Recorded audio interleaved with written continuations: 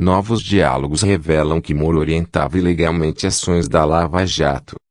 Mensagens inéditas analisadas pela parceria entre Veja e o site The Intercept Brasil mostram que ele cometeu, sim, irregularidades enquanto atuava como juiz. Por Glenn Greenwald, Eduardo Guirotto, Fernando Molica, Leandro Rezende e Roberta Paduan. As manifestações do último dia 30 tiveram como principal objetivo a defesa de Sérgio Moro. Em Brasília, um enorme boneco de super-homem com o seu rosto foi inflado na frente do Congresso.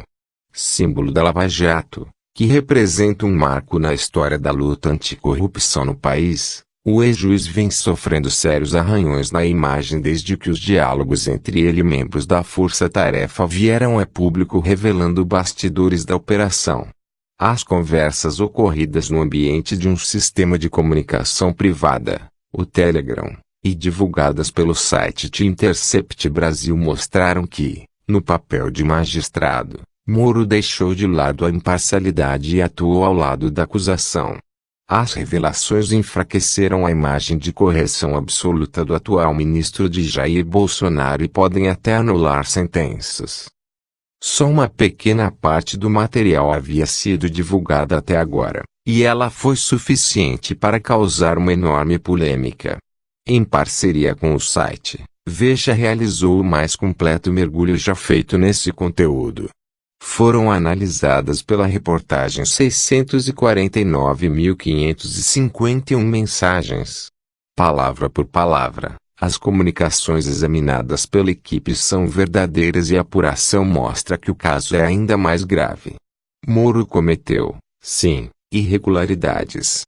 Fora dos autos, e dentro do Telegram, o atual ministro pediu uma acusação que incluísse provas nos processos que chegariam depois às suas mãos, mandou acelerar ou retardar operações e fez pressão para que determinadas delações não andassem.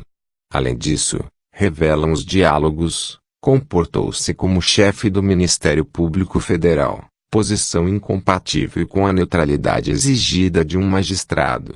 Na privacidade dos chats, Moro revisou peças dos procuradores e até dava bronca neles. O juiz deve aplicar a lei porque na terra quem manda é a lei. A justiça só existe no céu, diz Eros Grau, ex-ministro do Supremo Tribunal Federal, falando em tese sobre o papel de um magistrado. Quando o juiz perde a imparcialidade, deixa de ser juiz. Galhofa. Fachin. Conversei 45M com Fachin. O Fachin é nosso. Não seria um escândalo se um magistrado atuasse nas sombras alertando um advogado de que uma prova importante para a defesa de seu cliente havia ficado de fora dos autos. Pois isso aconteceu na Lava Jato, só que em favor da acusação. Uma conversa de 28 de abril de 2016 mostra que Moro orientou os procuradores a tornar mais robusta uma peça. No diálogo, Deltan Dallagnol, chefe da Força Tarefa em Curitiba, avisa a procuradora Laura Tesler que Moro havia alertado sobre a falta de uma informação na denúncia de um réu, Luiz Cornick, representante da Kepel-Feus, estaleiro que tinha contratos com a Petrobras para a construção de plataformas de petróleo, e um dos principais operadores de propina no esquema de corrupção da Petrobras. Skornik tornou-se delator na Lava Jato e confessou que pagou propinas a vários funcionários da estatal, entre eles Eduardo Musa, mencionado por Dallagnol na conversa. Laura no caso do Zui, Moro disse que tem um depósito em favor do Musa e se for por lapso que não foi incluído ele disse que vai receber amanhã e dá tempo. Só é bom avisar ele, diz. Veja manteve os diálogos originais com eventuais erros de digitação e ortografia, e, vou ver, responde a procuradora. No dia seguinte, o MPF incluiu um comprovante de depósito de $80 mil feito por Skornik e a Musa. Moro aceita a denúncia minutos depois do aditamento e, na sua decisão, menciona o documento que havia pedido. Ou seja, ele claramente ajudou um dos lados do processo a fortalecer sua posição. Contra Cunha. Moro não queria a delação do ex-presidente da Câmara. Em sua defesa após o estouro do escândalo das mensagens, o ministro vem repetindo que atendia a tanto os encarregados da acusação quanto os da defesa no dia a dia e tinha conversas com eles, nenhuma delas imprópria, na sua visão. De fato, está na rotina de um juiz receber as partes envolvidas no processo, mas de maneira oficial, sempre com registro, e não por meio de um sistema privado de comunicação. A posição do ex-juiz fica ainda mais difícil de defender diante dos dados analisados pela parceria Veja, The Intercept. Não eram conversas protocolares entre juiz e Ministério Público. Do conjunto, o que se depreende, além de uma intimidade excessiva entre a magistratura e a acusação, é uma evidente parceria na defesa de uma causa. Os exemplos mais robustos vêm das conversas entre Moro e Dallagnol. Em 2 de fevereiro de 2016, por exemplo, o juiz escreve a ele: Odebrecht peticionou com aquela questão. Vou abrir prazo de 3 dias para ver se manifestarem. Dallagnol agradece o aviso. Moro se refere ao questionamento da Odebrecht à Justiça da Suíça a respeito do compartilhamento de dados, incluindo extratos bancários, da empresa naquele país. Grosso modo, a empreiteira tentou impedir que o Ministério Público suíço enviasse dados à força-tarefa. Preocupado com a história, Moro pede notícias a Dallagnol no dia 3. Quando será a manifestação da MPF? Pergunta. Estou redigindo, mas quero fazer bem feita, para já subsidiar os HCs que virão. Imagino que amanhã, no fim da tarde, responde o procurador.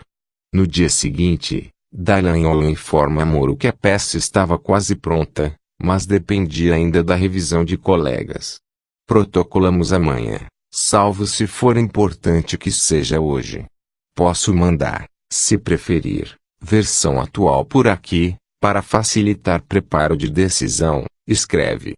Moro tranquiliza Dallagnol. Pode ser amanhã. No dia 5, prazo final, por volta das 15 horas, Dallagnol manda pelo Telegram ao juiz a peça quase pronta. A situação é completamente irregular. Em vez de se comunicarem de forma transparente pelos autos, juiz e procurador usam o Telegram. Como se não bastasse, o chefe da força-tarefa ainda envia a Moro uma versão inacabada do trabalho para que o juiz possa adiantar a sentença. Não vi. D'Andrade. Moro pediu à PF para retardar o envio de planilha. Dentro da relação estabelecida pela dupla, chama atenção também o momento em que Dallagnol dá dicas ao chefe sobre argumentos para garantir uma prisão. Isso aconteceu em 17 de dezembro de 2015, quando Moro informa que precisa de manifestação do MPF no pedido de revogação da prisão preventiva de José Carlos Bulay, pecuarista e amigo de Lula. Até amanhã ao meio-dia, escreve. Dallagnol garante que a ação será feita e acrescenta. Seguem algumas decisões boas para mencionar quando precisar prender alguém. À luz do direito, é tão constrangedor quanto se Cristiano Zanin Martins fosse flagrado passando a Moro argumentos para embasar um habeas corpus a favor de Lula. Mesmo entre parceiros com bastante afinidade há momentos de tensão, e que precisam ser resolvidos com uma conversa ao vivo. Em um deles, ocorrido em um chat de 17 de novembro de 2015, Moro dá um puxão de orelha em Dallagnol. O juiz reclama de que está difícil entender os motivos pelos quais o MPF recorreu da sentença aplicada aos delatores Augusto Ribeiro de Mendonça Neto, Pedro José Barusco Filho, Mário Frederico Mendonça Góes e Júlio Gerim de Almeida Camargo. Dallagnol tenta se justificar, sem sucesso. O MP está recorrendo da fundamentação, sem qualquer efeito prático, critica o juiz. Na minha opinião, está provocando confusão. Para Moro, o efeito prático do recurso apresentado pelo MPF será jogar para as calendas a existência e execução das penas dos colaboradores, ou seja, postergará o início do cumprimento da pena aplicada aos delatores citados. Mais uma vez, tudo fora dos autos. Dallagnol, resignado, pede um encontro com Moro para amanhã do dia seguinte. 25 m seriam suficiente, se peças fundamentais na Lava Jato. As delações exigem também que o juiz se comporte de forma imparcial e somente após as negociações, conduzidas pelo MPF, pois ao fim do processo caberá a ele decidir se aceita ou não a oferta. Nesse capítulo, Moro cruzou igualmente a linha, a exemplo do caso do ex-deputado Eduardo Cunha. Na noite de 12 de junho de 2017, Ronaldo Queiroz, procurador da Força Tarefa da Lava Jato na PGR, cria um grupo no Telegram com Dallagnol para avisar que foi procurado pelo advogado de Cunha para iniciar uma negociação de delação premiada. Queiroz afirma que as revelações poderiam ser de interesse dos procuradores de Curitiba, Rio de Janeiro e Natal, onde corriam ações relacionadas ao político. Após membros do Rio de Janeiro serem incluídos no grupo, Queiroz posta uma mensagem que dá uma ideia de sua visão de mundo sobre a quantidade de honestos na justiça e na política, uma visão de mundo compartilhada por muitos de seus colegas da Lava Jato. Queiroz afirma esperar que Cunha entregue no Rio de Janeiro, pelo menos, 1/3 do Ministério Público Estadual, 95% dos juízes do Tribunal da Justiça, 99% do Tribunal de Contas e 100% da Assembleia Legislativa. No dia 5 de julho, durante o período da tarde, os procuradores concordam em marcar uma reunião com o advogado Délio Lins e Silva Júnior para terça-feira seguinte, 11 de julho. Naquele mesmo dia, às 23h11, em uma conversa privada, Moro questiona Dallagnol sobre rumores de uma delação de Cunha. Espero que não procedam, diz. Dallagnol afirma que tudo não passa de rumores. Ele confirma ao juiz que está programado apenas um encontro com o advogado para que os procuradores tomem conhecimento dos anexos. Acontecerá na próxima terça. Estaremos presentes e acompanharemos tudo. Sempre que quiser, vou te colocando a par, afirma. Moro, então, reitera seu posicionamento. Agradeço se me manter, SIC, informado. Sou contra, como sabe. Detalhe. Isso sem saber o conteúdo. Como a proposta de delação atingia políticos com foro privilegiado, a palavra final para assinar um acordo de delação com Cunha passou para a PGR. A homologação competia ao ministro Luiz Edson Fachin, relator da Lava Jato no STF. O ex-deputado corria na época para fechar um acordo antes de o doleiro Lúcio Bolonha Funaro assinar os termos de sua delação. Os procuradores envolvidos nas negociações diziam que a dupla falava sobre os mesmos temas, o que tornaria desnecessária a aprovação das duas colaborações. No dia 28 de julho, já com os anexos de Cunha em mãos, Ronaldo Queiroz diz que a ideia é analisá-los em conjunto com os colegas para tomar uma decisão sobre aceitar ou rejeitar a delação. Em 30 de julho, Queiroz diz que o material é fraco. No dia seguinte, uma mensagem do procurador Orlando SP, provavelmente Orlando Martello Júnior, traz o posicionamento de Curitiba, o mesmo de Moro. Achamos que o acordo deve ser negado de imediato. O papel de líder da Lava Jato em Curitiba é exercido em diversas oportunidades pelo ex-juiz. Em mais de uma ocasião, Moro aparece nos chats do Telegram interferindo na agenda dos procuradores da Força Tarefa, outra atitude que gera a suspeição de qualquer magistrado. Em 7 de julho de 2015, por exemplo, um membro da Força Tarefa, que a reportagem de Veja identificou ser o procurador Carlos Fernando dos Santos Lima, escreve o seguinte: Igor, o russo Moro, sugeriu a operação do professor para a semana do dia 20. Igor, o delegado da Polícia Federal Igor Romário, responde: Opa! Beleza. Vou começar a me organizar. De acordo com a apuração da revista, o professor era o almirante Otton Luiz Pinheiro da Silva, da Eletronuclear. Ele acabou sendo preso no dia 28. Em outro episódio, Moro não apenas sugere uma data para a operação, como também já fala em receber a denúncia. O caso em questão aparece em um diálogo ocorrido em 13 de outubro de 2015. Nele, o procurador Paulo Galvão, o PG, alerta Roberson Pozzobon, seu colega da Força Tarefa, sobre uma orientação do juiz. Estava lembrando aqui que uma operação tem que sair no máximo até por volta de 13h11, em razão do recesso e do pedido do russo, Moro, para que a denúncia não saia na última semana, escreve PG. Após isso, vai ficar muito apertado para denunciar. Pozzobon concorda com o PG e acrescenta: uma grande operação por volta desta data seria o ideal. Ainda é próximo da proclamação da República. RS. A partir de um levantamento das operações ocorridas em novembro e das denúncias oferecidas em dezembro de 2015, chega-se à conclusão de que o diálogo trata da Operação Passe Livre, que prendeu José Carlos Bunlai. Ele atuou como laranja do PT, intermediando um empréstimo de 12 milhões de reais do Banco Chain ao partido em 2004. O pedido de Moro comentado na conversa entre PG e Pozzobon acabou cumprido à risca. Bunlai foi preso em 24 de novembro e denunciado em 14 de dezembro, na última semana antes do recesso da Justiça Federal do Paraná. No dia seguinte, Moro recebeu a denúncia, a tempo de impedir que os crimes prescrevessem no fim de 2015. Dentro de uma visão simplista, a estratégia parece um golpe de mestre do juiz para não deixar um bandido escapar da justiça. Mas o argumento de que os fins justificam os meios não pode prosperar numa sociedade desenvolvida.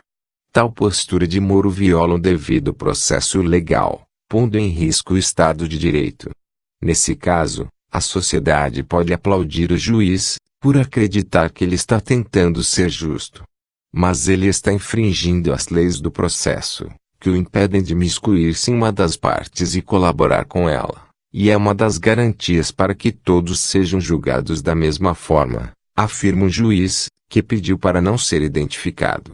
Imagine que todos os magistrados atuem da mesma forma, infringindo uma regra aqui e outra ali para alcançar seus objetivos.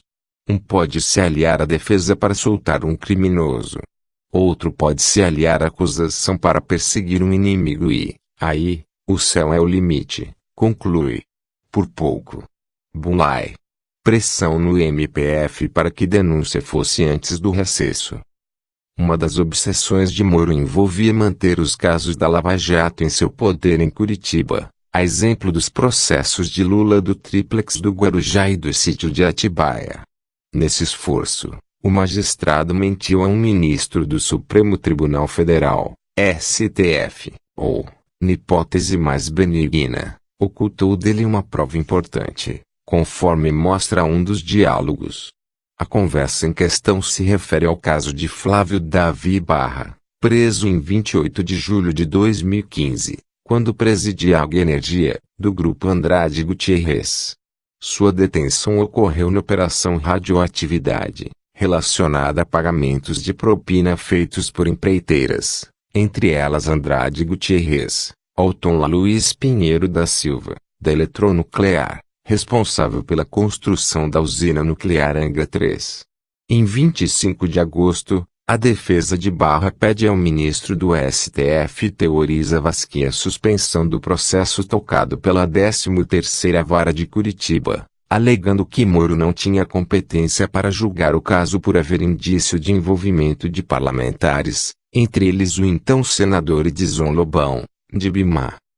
Diante da reclamação, Zavascki cobra explicações de Moro, que diz não saber nada sobre o envolvimento de parlamentares.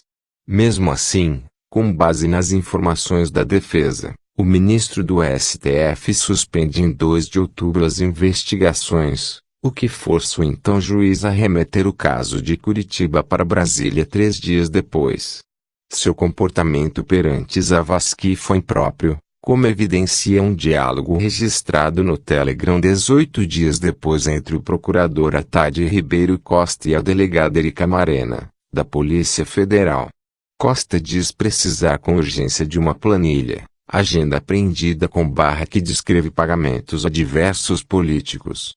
Marina responde que, por orientação de Russo Moro, não tinha tido pressa em eprocar a planilha. Tradução: protocolar o documento no sistema eletrônico da Justiça.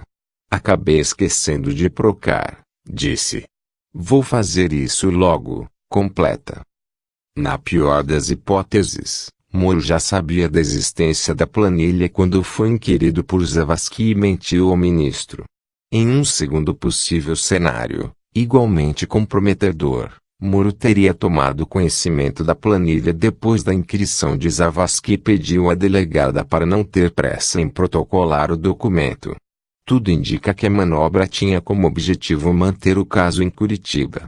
Um juiz não pode ocultar provas, e, se o diálogo tiver a autenticidade comprovada, estamos diante de uma conduta bastante problemática, afirma o advogado Gustavo Badaró, professor de processo penal da USP, que analisou a pedido de Veja o episódio. Na primeira leva de mensagens divulgadas pelo Intercept no mês passado, Moro já aparecia reclamando de um delegado da PF que havia incluído rápido demais todos os elementos da investigação no sistema eletrônico, o que obrigaria o juiz a enviar parte do processo ao STF. A relação entre Moro e Dallagnol era tão próxima que abre espaço para que eles comemorem nas conversas o sucesso de algumas etapas da Lava Jato, como se fossem companheiros de trabalho festejando metas alcançadas. Em 14 de dezembro de 2016, Dallagnol escreve ao parceiro para contar que a denúncia de Lula seria protocolada em breve, enquanto a de Sérgio Cabral já seria registrada no dia seguinte, o que de fato ocorreu. Moro responde com um emoticon de felicidade, ao lado da frase: um bom dia final. A proximidade rendeu ainda lances curiosos. Em 9 de julho de 2015, Dallagnol saúda o colega. Bem-vindo ao Telegram. 5 meses depois, dá dicas ao juiz de como usar o programa no desktop, enviando no chat um link para o downloads. Se puder me mandar no e-mail, agradeço. O Tico e o Teco da informática aqui não são muito espertos, responde Moro. Em março de 2017, Dallagnol escreve ao juiz para tirar uma dúvida. Ele assina o primeiro nome com ou sem acento. O motivo é que o procurador estava revisando um livro sobre Moro. Não uso normalmente o acento, responde o juiz. Em julho de 2018, Dallagnol atua como assessor de imprensa, perguntando a Eduardo Elage, um colega do Ministério Público Federal no Rio, detalhes de um pedido de participação de Moro em um programa do canal fechado Bu. Eles contataram o Moro aqui e ele queria ter o contexto e informações que possam ser úteis para ele decidir se atende. Em um dos períodos mais tensos da operação, o que se seguiu a ação do juiz que torna público o famoso trecho do grampo telefônico em que Dilma Rousseff envia o Messias para entregar a Lula o termo de posse em seu ministério, Dallagnol combina em um dos chats com procuradores uma nota de apoio a Moro e repassa ao grupo uma sugestão do próprio juiz para o texto. Na mesma época, Moro também recebe um afago e conselho de um interlocutor no Telegram. Tudo indica, o procurador Carlos Fernando dos Santos Lima. O movimento seria nas sombras, como você mesmo disse, escreve, referindo-se ao convite de Dilma para Lula. O seu capital junto à população vai proteger durante um tempo. As coisas se transformam muito rápido. Professor? O almirante Oton. Data de prisão foi sugerida por Moro.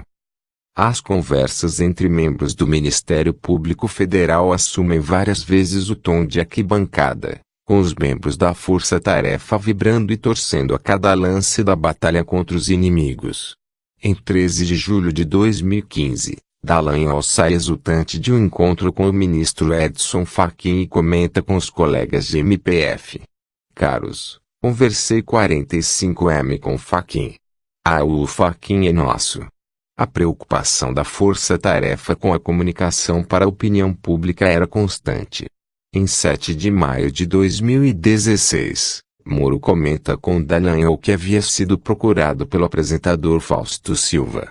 Segundo o relato do juiz, o apresentador o cumprimentou pelo trabalho na Lava Jato, mas deu um conselho. Ele disse que VCS nas entrevistas ou nas coletivas precisam usar uma linguagem mais simples, para todo mundo entender. Para o povão. Disse que transmitiria o recado. Conselho de quem está há, SIC, 28/anos na TV. Pensem nisso. Procurado por Veja, Fausto Silva confirmou o encontro e o teor da conversa entre ele e Moro.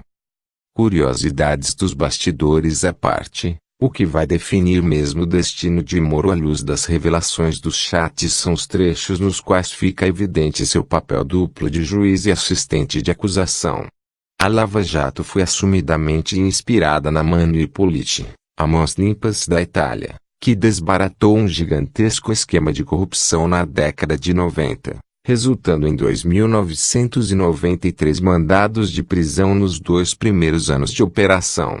No caso do sistema de justiça do país europeu há a figura do magistrado que trabalha no Ministério Público, mas ele não atua nos julgamentos. A melhor explicação para o comportamento irregular do atual ministro é que ele tenha se inspirado nessa figura para pautar suas ações na Lava Jato. O Moro confundiu totalmente os papéis, afirma o jurista Walter Fanganillo Mairovit. O magistrado que investiga nunca é o que julga, nem na Itália nem em nenhuma outra democracia do planeta. No Brasil, o papel duplo do juiz viola o artigo 254 do Código de Processo Penal, que proíbe que o magistrado aconselhe uma das partes ou tenha interesse em favor da acusação ou da defesa. Essa atuação pode, de fato, provocar a revisão de atos de Moro. No caso da condenação de Lula, por exemplo, o STF adiou a discussão para agosto. Será uma decisão complexa e delicada para a Suprema Corte. Ali, mesmo que alguns ministros já tenham criticado os excessos da Lava Jato, é difícil qualquer prognóstico. Um dado, porém, é certo. Fiscalizar o que Moro fez enquanto juiz não significa pôr em risco os avanços contra a corrupção no Brasil, como sugerem as manifestações recentes nas ruas das cidades do país. A sociedade brasileira não vai abrir mão do processo que resultou, pela primeira vez na história, na prisão de políticos e empresários poderosos. Manifestação. Passeata em Brasília. Moro virou super-homem. Manifestação. Passeata em Brasília. Moro virou super-homem. Luciano Freire, Futura Press. Embora as conversas mostrem que Moro cometeu infrações, os crimes punidos ao longo da Lava Jato gozam de vasta coleção de provas materiais e orais. A maioria esmagadora das sentenças, aliás, acabou confirmada em outras instâncias da Justiça. Graças ao esforço dos procuradores de Curitiba, descobriu-se também o setor de operações estruturadas da Odebrecht, desenvolvido exclusivamente para administrar o pagamento de propinas efetuado pela empresa no Brasil e no exterior. O resultado prático e sua importância são incontestes. Diversos políticos que se locupletaram nos últimos anos ainda estão presos. Entre eles, Lula, Sérgio Cabral, Eduardo Cunha. O próprio Lula, mesmo que a suspeição de Moro seja confirmada, pode permanecer preso. Ele já foi condenado em primeira instância pelo sítio em Atibaia, sentença proferida pela juíza Gabriela Ardi, e o caso aguarda apenas a decisão do TRF4, provavelmente favorável à sua condenação. Portanto, não se trata aqui de uma defesa do Lula livre nem de estar contra a Lava Jato. Mas, sim, do direito inexorável que todos os cidadãos têm de um julgamento justo. Na terça 2, Moro, que, por sinal, não faz mais parte da Lava Jato, ficou 7 horas no Congresso respondendo a parlamentares sobre o caso. Repetiu o que tem dito nas últimas semanas. Os diálogos divulgados foram fruto de um roubo, podem ter sido editados e, mesmo verdadeiros, não apontam nenhum tipo de desvio. A cada nova revelação, fica mais difícil sustentar esse discurso. Na sentença em que condenou Lula, o ex-juiz anotou que não importa quão alto você esteja, a lei ainda está acima de você. A frase cabe agora perfeitamente em sua situação atual.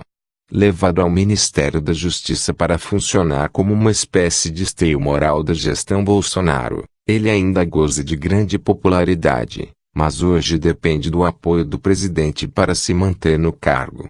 Independentemente do seu destino, o caso dos diálogos vazados representa uma oportunidade para que o país discuta os excessos da justiça e o fortalecimento dos direitos do cidadão.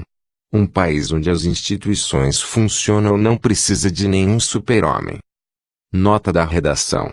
Procurados por Veja, Deltan Dallagnol e Sergio Moro não quiseram receber a reportagem.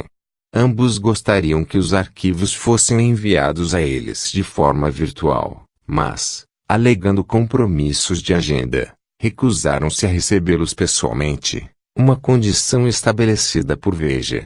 Mesmo sem saber o conteúdo das mensagens, a assessoria do Ministério da Justiça enviou a seguinte nota.